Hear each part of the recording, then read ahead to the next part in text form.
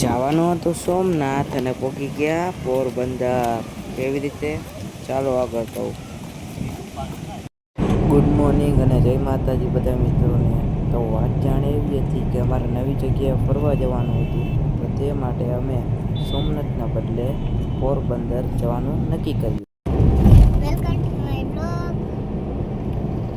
તો જોઈ શકો છો અમે પોરબંદર બાજુ ફરવા જઈએ છીએ. 8 તારીખથી બધા લોકોની નિશાળ શરૂ થઈ ગઈ છે, જેથી આ લોકોને નિશાળે રજા પડવાથી ખૂબ જ મજા આવી ગઈ છે.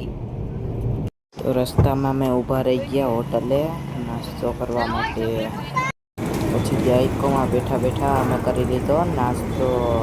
પછી અમે પોરબંદર જવા માટે પાછા ચાલતા થઈ ગયા.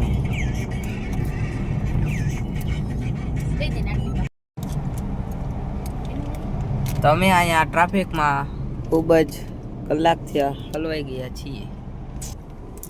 અટકાઈ ગયા હી એક જગ્યાએ.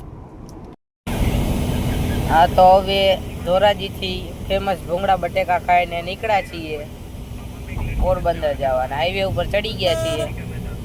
હવે 1 કલાકમાં ત્યાં પહોંચી જશે. ટ્રાફિક પાછળ હતી, અત્યારે તો ફૂલ ક્લિયર રસ્તો છે.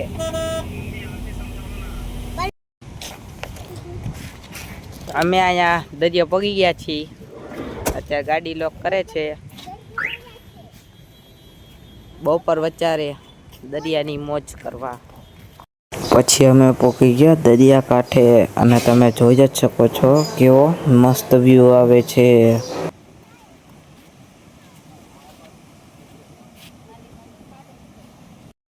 તો તમે જોઈ શકો છો અમે પોરબંદરના દરિયા પહોંચી ગયા છીએ.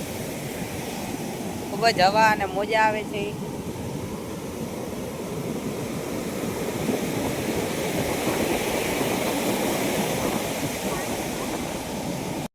પછી અમે નીકળી ગયા પાછા ઘરે જવા માટે.